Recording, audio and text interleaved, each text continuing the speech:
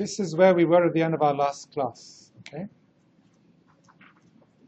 I'm going to spend a few minutes here quickly recapping material from class on Wednesday last week. Right? We were discussing the meaning of the term GDP, or gross domestic product. And what is the definition of GDP?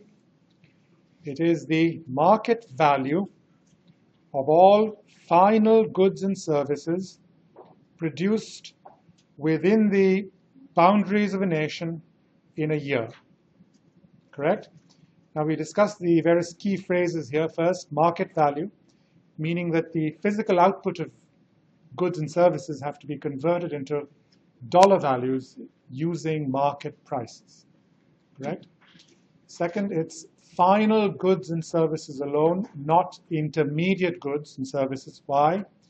Because the value of intermediate goods and services are dissolved within the value of final goods and services. So if you counted intermediate goods, you would be double counting them. Correct? Thirdly, we are interested in final goods and services produced within the boundaries of a country. Correct? Hence, domestic. Right? And lastly, it's customary to report GDP on an annual basis. Right? We were then looking at this very important idea called the circular flow of income. Right? We had a very simple circular flow, two boxes, if you recall. One of the boxes was US households and the other box was US firms. Right? We had a flow of money from US households to US firms, and that flow is called household consumption spending or consumption expenditure. Right? So that money goes from households into the cash registers of firms, and I argue that all that money, every cent really, comes right back to households in the form of what's called factor payments, meaning wages to labor, interest to the owners of capital, rent to the owners of land, and profit to those with entrepreneurial abilities. Correct? So this is a simple circular flow. Money goes from households to firms and comes right back to households. Correct? Now we also show that with this simple circular flow, there's a certain identity that always holds true. And what is that identity? That identity is that the output of the nation is equal to, meaning the value of goods and services produced by firms, final goods and services that is equal to the expenditure of households. Correct? But then we've learned that this money comes right back into the pockets of households as their income. So this is then equal to income. So output equals expenditure equals income is something that comes out of the circular flow of income. Right? And this, in a sense, explains exactly why GDP is such an important figure. Because GDP is this. This is our definition of GDP. But we can see here that GDP is then also equal to income. And that's important because the higher the GDP of the nation, the higher the income of the households that reside in that nation. Right? And income tells us something about economic well-being. So countries with larger GDPs will then be countries where the citizens have higher standards of living, higher levels of economic well-being. Right? And that's why GDP is calculated. It's output, but it is also income. And that's critical. The fact that it is income. Right? Because income tells us about how well off people are. Now with that we come to this more complex circular flow here. So instead of just two boxes, we have a large number of boxes on this diagram. Right? So we have households. We have households right here. That's the household box. And we have the firms box right here. And we have a flow of money from households to firms, and that is this consumption spending that you see here, this box C. So this consumption spending then is money that's coming out of households, flowing through what are called goods markets. This is the market. These are markets in which final goods are bought and sold, and this is money that then goes all the way into the cash registers of U.S. firms, right? Then I mentioned very quickly we have another party that buys final goods and services, and that is the government. And so this here is government spending, denoted by the letter G. Right? So on the shopper side of our story, we have households, of course, but now we also have firms, right? And this spending, which is G dollars, again goes into the cash registers of our firms, right? That's two shoppers taken care of. And now we have a third shopper, which is firms themselves, right?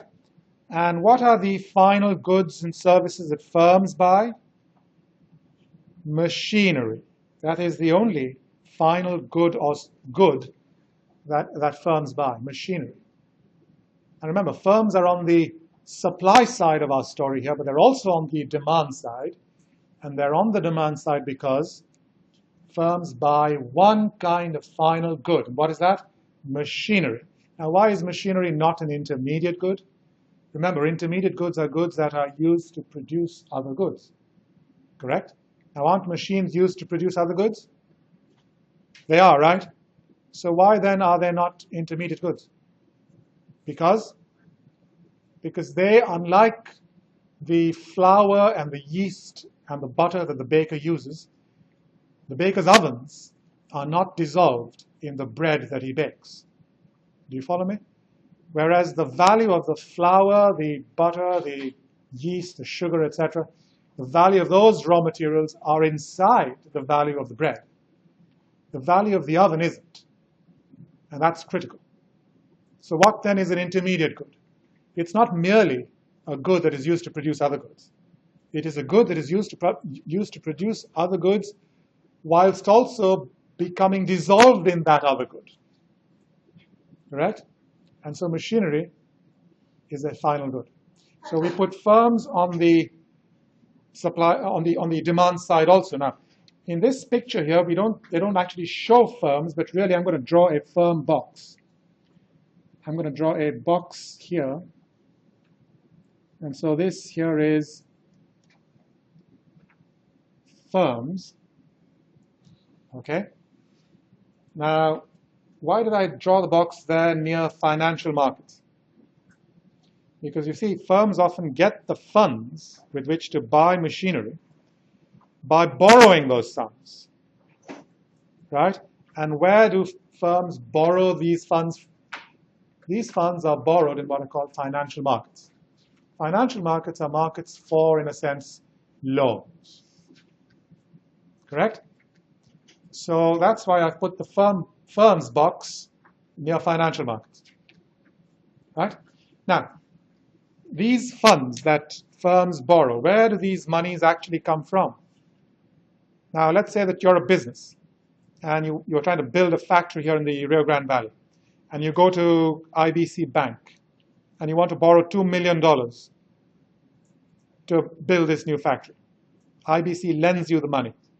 Where is IBC getting the money from? From us? Yes, from us, from households, exactly. Our savings, in other words. Do you follow me? So the money that you and I save and put into IBC is the very money that IBC then lends out to firms in order to finance their investment spending. That's what this is called, investment spending. The purchase of new machinery by businesses. So just as consumption spending by households is called C, and government spending by the government is called G, the purchase of new machinery by businesses is called investment spending, denoted by the letter I. Correct? So here in this box you have S here, and this S, well, that's household. For some reason, this thing has become very thick. It's not writing as thinly as it used to. Anyway, so that's saving, right? So that is money that households save, and they put that money into financial markets. Financial markets have a number of financial intermediaries like banks, right? Middlemen, right? And this saving then goes to finance the investment spending of firms. I for investment spending. Does that make sense? And this investment spending then also is money that goes into the cash registers of firms. So we have three shoppers taken care of, right? Households, the government, and firms themselves. Firms are on the demand side, but they're also on the supply side. Correct? And now we come to a fourth shopper.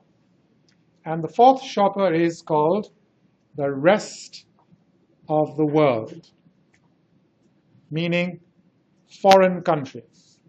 Now, foreigners also buy US goods and services. Is that correct? In other words, we in the US, we export certain goods and services to foreign countries. Right? So we have this category of shopper. This category of shopper is not US households. They don't live here.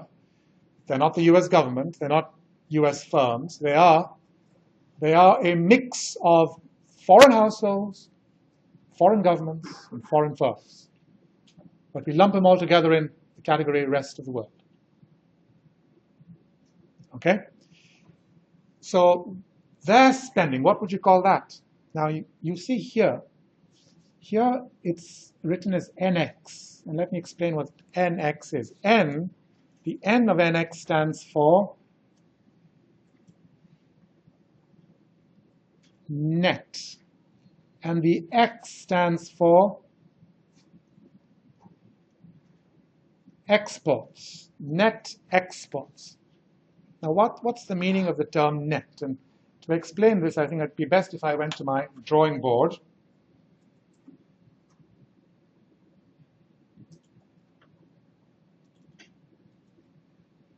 Okay, so what do we, the shoppers that we have, let's list them. So we have, there's something amiss with this thing, but I'm going to make the best of it this class, all right?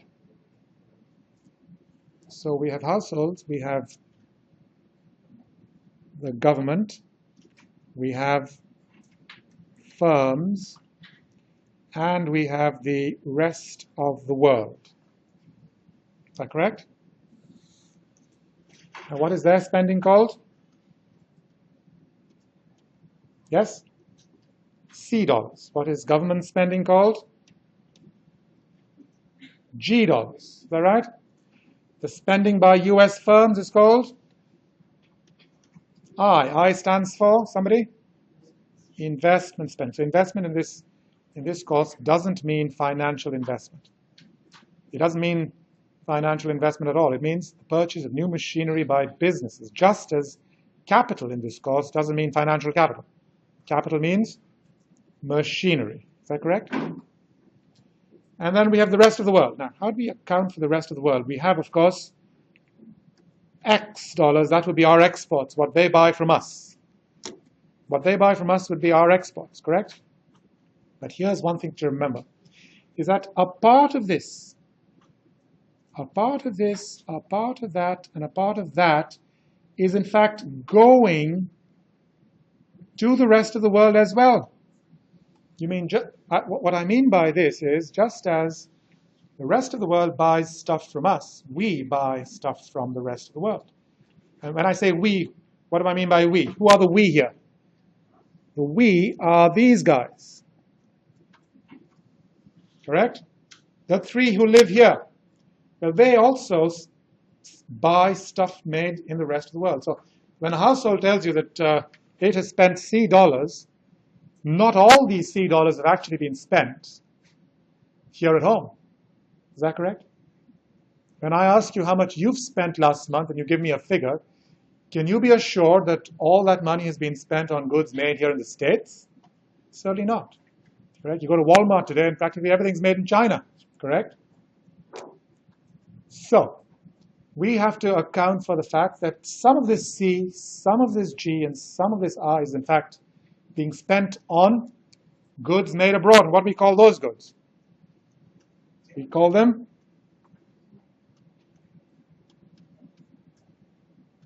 Yes? Imports. And imports are denoted by the letter M. So in order to figure out what was spent here at home, what do we need to do? We need to take the total spent by the shoppers here at home, but from this sum we need to subtract what was spent by them on goods made abroad. Is that correct? Now what would this be? This would be monies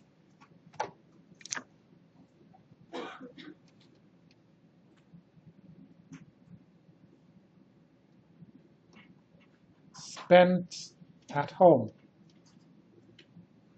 Money spent at home. Correct? And then to this we must add what the rest of the world shops, what the rest of the world buys from us. Is that correct? So this is really what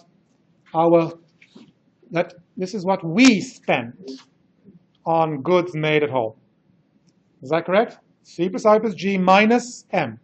This is what we, meaning US households, US government, and US firms spend on goods made here at home. Is that correct?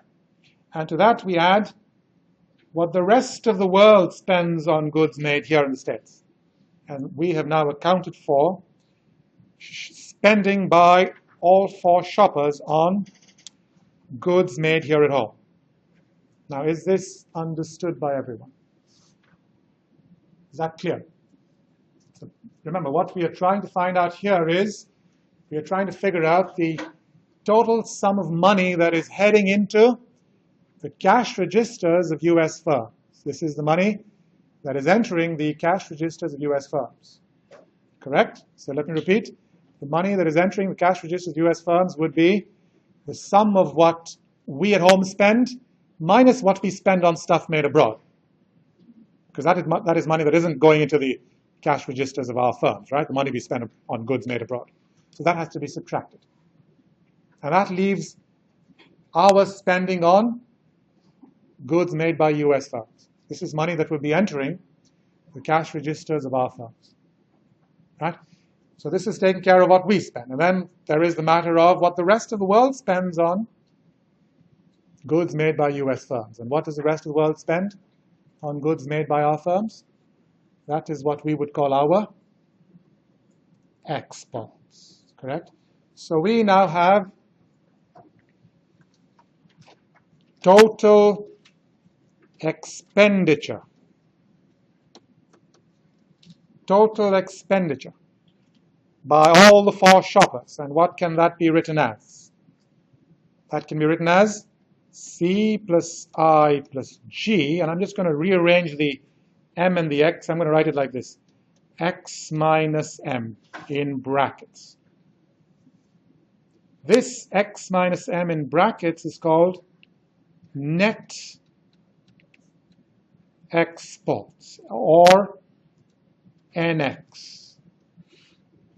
You see? This is what the rest of the world buys from us in net, because they buy from us and we buy from them. So what they buy from us minus what we buy from them would be our net exports. Is this making sense? So this then would be the money that enters the cash registers of US firms. Agreed? Let us go back now to our PowerPoint.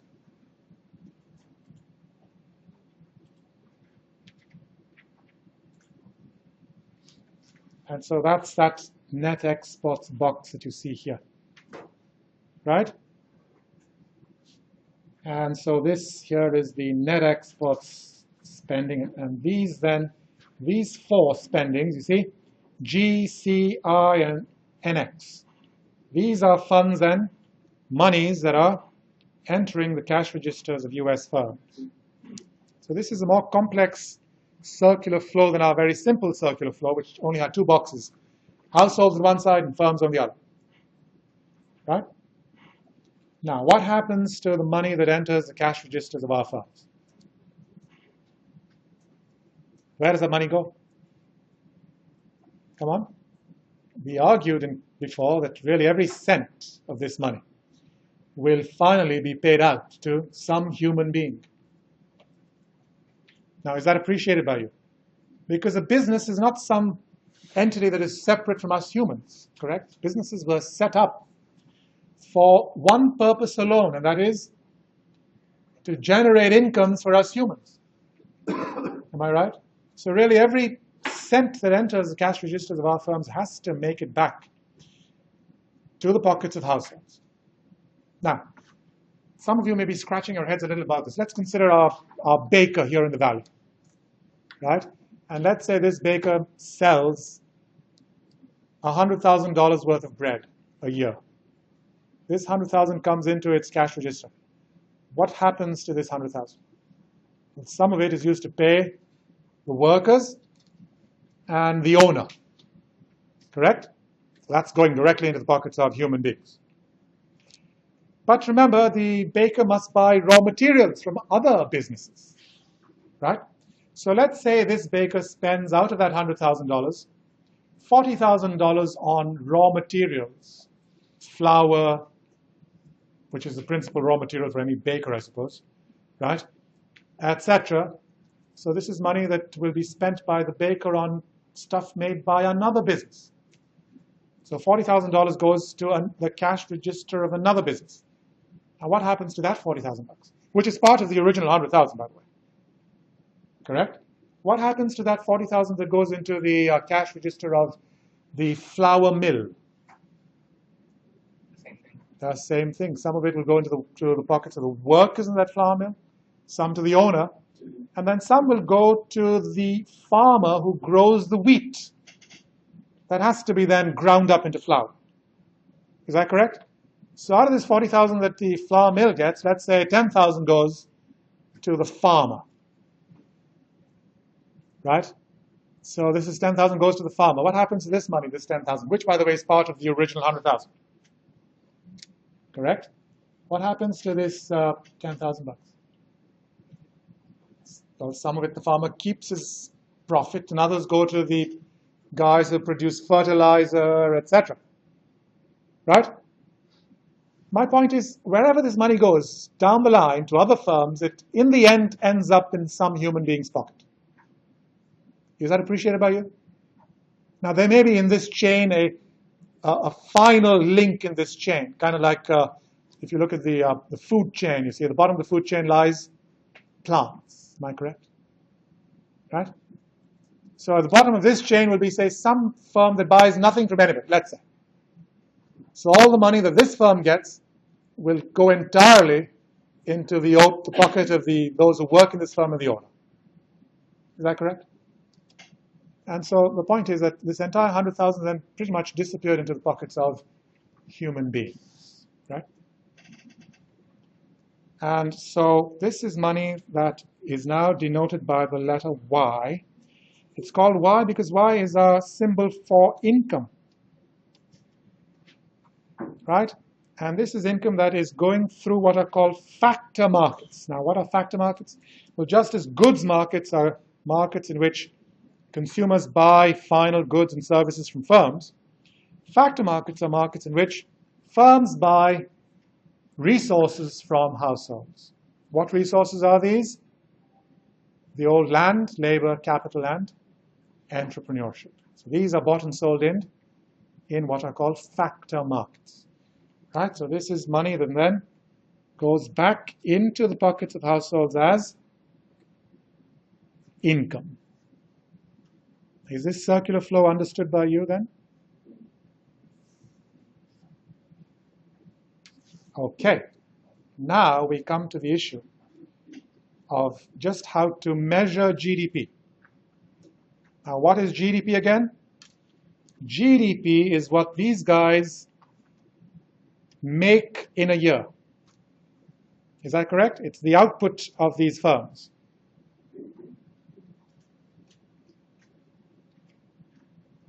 It's the output of these firms. Is that correct? Now, let's say that C plus I plus G plus NX is equal to, and this, by the way, is real data. Okay? In 2011, I should probably update this. If you have a newer edition of the book, it probably is updated already.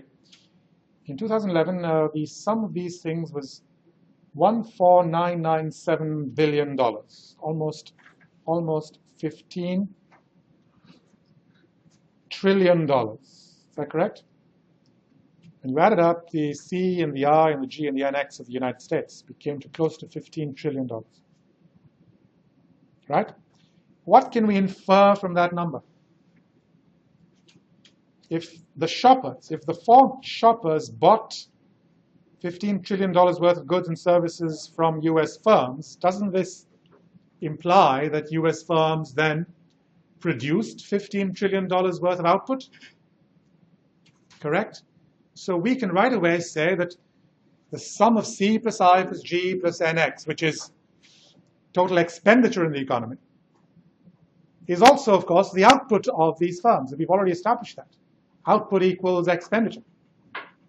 Correct? So one way to figure out what was produced in the States is simply to add up C plus I plus G plus NX. Is that correct? Am I understood here? You're trying to figure out what was made, but how are you doing this? You're doing this in a bit of an indirect way. To figure out what was produced, you're going to the shoppers who bought stuff. And you went and asked them, how much did you spend? And they tell you what they spent. And their spending amounts to C plus I plus G plus NX. Is that correct? But isn't that equal to what was produced? Because after all, if they bought something, that something was produced for them. Right? So the output of the nation can be calculated as the sum of C and I and G and NX. Is that correct? Is that understood by you? In order to figure out what was produced, you're going and asking the shoppers how much they bought. And of course, the output of the nation must be equal to the value of what they bought, the shoppers bought. And that can take us to our next slide. And this is called the expenditure approach to measuring GDP. So by the expenditure approach of measuring GDP, and let's use the symbol Y for GDP. Y is our symbol for income, but we know that income equals output, right? We have the identity that you must keep in mind, which is that expenditure equals output equals income. This is something we have to bear in mind, correct? So what is Y? That's Y. That is also Y, correct? So by the expenditure approach, GDP, which is Y, is equal to C plus I plus G plus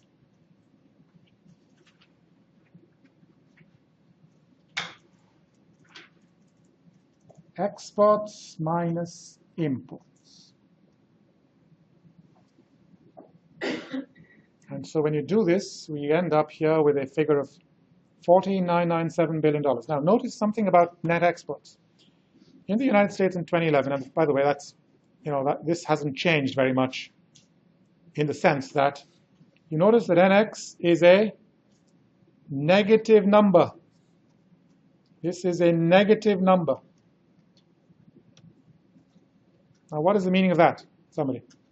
That's going down. We're not getting it. Hang on. Nothing's going down or anything. Just, well, yes. In the sense that C plus I plus G would then, the sum would be reduced somewhat. But what is the meaning of that negative? Why is it negative? Why are net exports negative in the US? What is the significance of that? We're importing more than we are exporting, precisely. The United States imports more than it exports. And that's been true for quite a while now. Right? Who do we import our goods from? What are our major imports, somebody? Can you name me one good that is a major import of ours? From the Middle East? Oil. Oil is a major import of ours. Is that correct? Right? And then, of course, we import lots and lots of other small consumer goods made in countries like China. Right? Clothing. A lot of clothing that we buy today isn't made in the States, made in Bangladesh or someplace, or Guatemala or someplace like that. Is that correct? So the fact is that we are importing more than we're exporting. Right? And that's why that's a negative number. And by the way, it is still negative. Right? This means, this negative number implies that the US is running what is called a trade deficit. We are running a trade deficit, meaning that our net exports are negative. We are importing more than we are exporting. Okay? And that's it's not central to our story, but I thought I'd mention that. So this is the expenditure approach of measuring GDP. Okay? Now, when you use the expenditure approach, one has to be careful of these two things. The first is that any expenditure that we make, we households, or the government, or firms, if they buy a second-hand good, if you go out there and buy a second-hand car today, right? Let's say that you buy a 2011 Toyota, okay? And let's say that you spend on this car $12,000. This is part of your consumption spending, in a sense, you would think, correct? It's part of the C, right?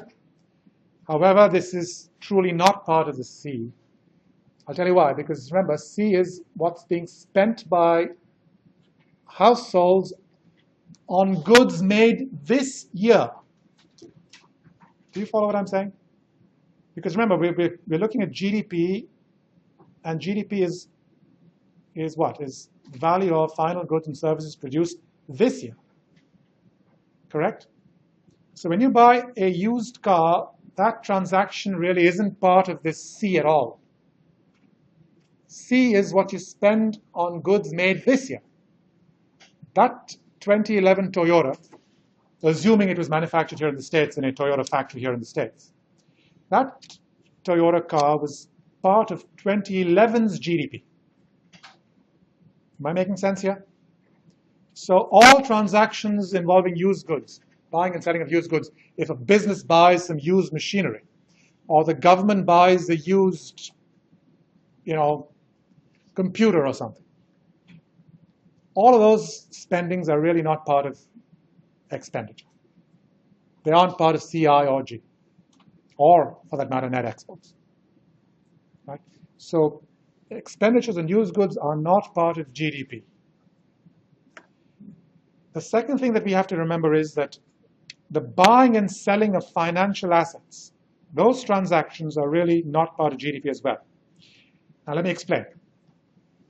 Every day on the nation's stock markets, you have billions of dollars of transactions. People buy and sell shares worth billions of dollars every day on our nation's stock markets. Are these transactions part of GDP? Let's think about this. When you go and buy one share of, let's say, Apple, the Apple Corporation, right? How is that different from you going out to H-E-B and buying an actual apple? What is the difference? When you buy an actual apple, you are buying a final good. That apple was produced for you. Is that correct? Some fruit grower somewhere produced that apple for you. So when you buy that apple for, let's say, $1, well, that's $1 of GDP produced. Is that correct? Now, let's say that you go to the nation's stock markets and you buy one Apple share. I don't know what they're going for now. They were, I think, trading at above $1,000 a share at some point, right? So let's say you go and buy a $1,000 Apple share. Now, the question you must ask is, behind that transaction, does there lie any production of a final good or service? That is the question you need to ask. Now, behind your buying the apple from H-E-B, in fact, lay the production of a final good. Is that correct? When you go and buy a share, a company share, is there any production of a final good or service that lies behind that? When you are buying a share of Apple Corporation, what exactly are you buying? Somebody? You're buying a small piece of the company. And what does that mean, a piece of the company? Company is an amorphous thing, correct? So what are you buying when you buy a piece of a company? You're buying a piece of all of the company's assets, which would include all its office buildings, its machinery, the value of its brand. Am I correct? All the money that lies in Apple's bank accounts, those are all the assets of the Apple Corporation. And by buying a share of this company, you are buying a piece of that. Correct? But what you are buying already existed. Am I correct? You're buying a piece of Microsoft's offices in Seattle. Not Microsoft, Apple. Where does Apple have its offices? My example was Apple, I'm sorry, not Microsoft. So where does Apple have its offices? I believe somewhere in that part of the States. Is that correct? So what are you, California? Okay, California. And so what are you buying then when you buy one share of Apple Corporation? You're buying a small piece of buildings that already exist, in a sense. Right? So nothing new was produced. Is that correct? So therefore, financial transactions, the buying and selling of stocks and shares, are not part of our GDP calculation. Right? Let me ask you a simple question here. You run a bus service. Let's say it's a tour bus. You're the owner of the tour bus. And you today spend $200 on diesel to fill up the tank of your bus. Is that transaction part of this year's GDP?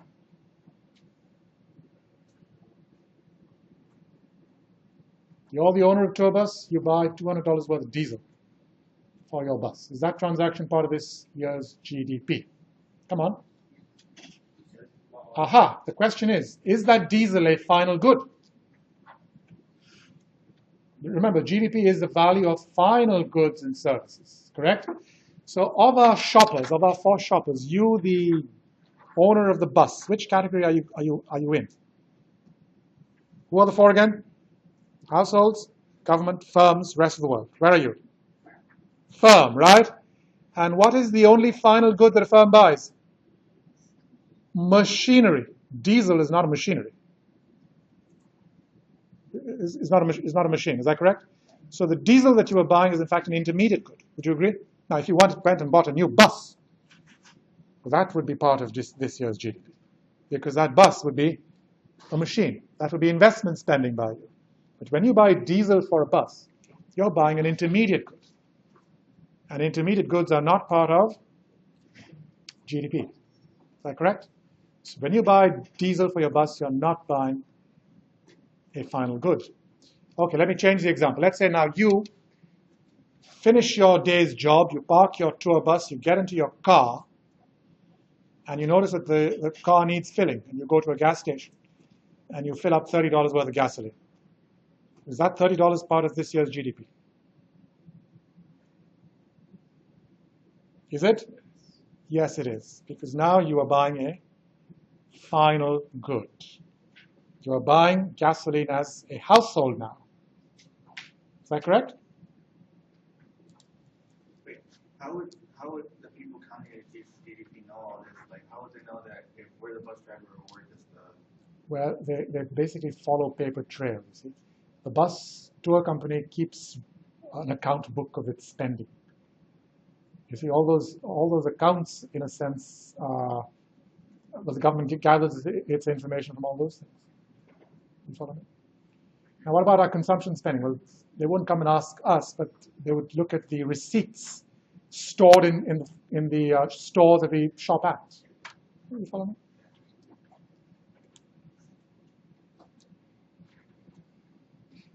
Now we come to the income approach to calculating GDP. And what would the income approach be? To go back to our circular flow diagram, the expenditure approach basically measures GDP right here. We measure the sums just before they are about to enter the cash registers of US firms. That's the expenditure approach, correct? What is the income approach? The income approach, so this is the expenditure approach. The income approach would be this. That approach would try to capture the sum right there, just before it enters the pockets of households. So we would try to measure these dollars that are flowing into the pockets of households as factor payments. That is the income approach, correct? So let's look at the income approach in a little more detail. Okay? So what are the incomes that come to the owners of these factors of production, these resources? Households own all the land, the labor, the capital, and the entrepreneurship. Firms must buy these resources from households and pay households for the use of these resources, correct? So wage income goes to whom? The owners of labor. So that's wage income. That's one income that the government can measure, in a sense, just before it enters the pockets of households. Well, strictly speaking, it's not just before. This is information that the government would get from tax returns, correct? When we file taxes, we let the government know exactly how much we earned, right? And then we have interest, rent, and profit. Interest goes to whom again? Who does interest go to? The owners of which resource? Come on. The owners of capital. The owners of capital. I seem to have lost my cursor here. But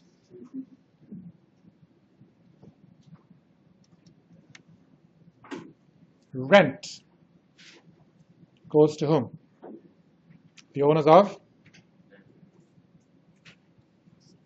And profit goes to whom? The entrepreneurs.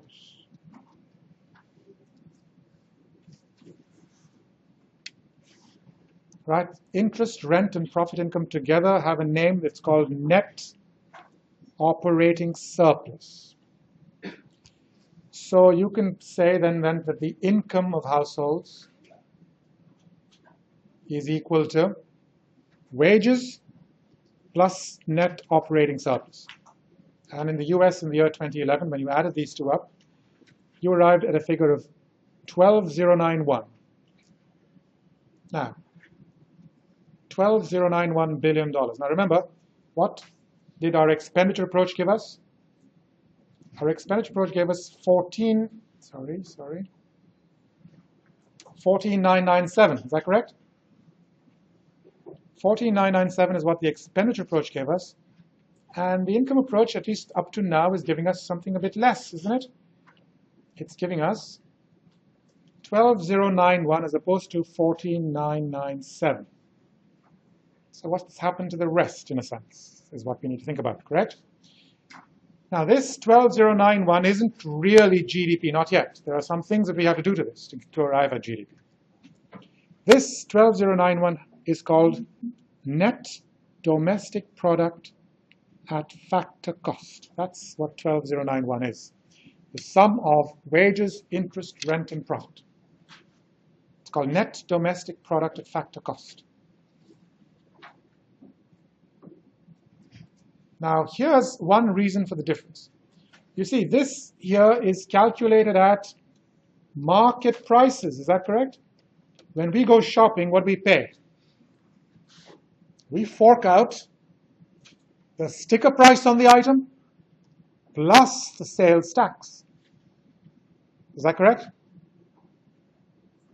So we pay what? We pay the sticker price plus sales tax. So the market price here includes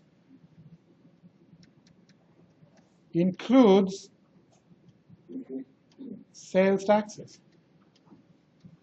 Is that correct? On the other hand, this 12091 that is paid out to factors of production, well, that's money paid out after paying the government the sales tax. So we have to make that sales tax adjustment because one number includes sales tax, the other number doesn't. Am I making sense here? Right? And so this is the last thing that I would say today, and that is we need to make the following adjustment. We have to go from what's called factor cost to market price. And what we need to do is this. We need to take the net domestic product at market price, which is the sum of wage, rents, profits, and rents, wages, rents. I'm missing one of them. What are they? What is it? Interest, right? Wages, interest, rent, profit. You take that, and to that we must add indirect taxes, sales taxes, minus subsidies, because occasionally, rarely, the government actually charges what's called a negative sales tax.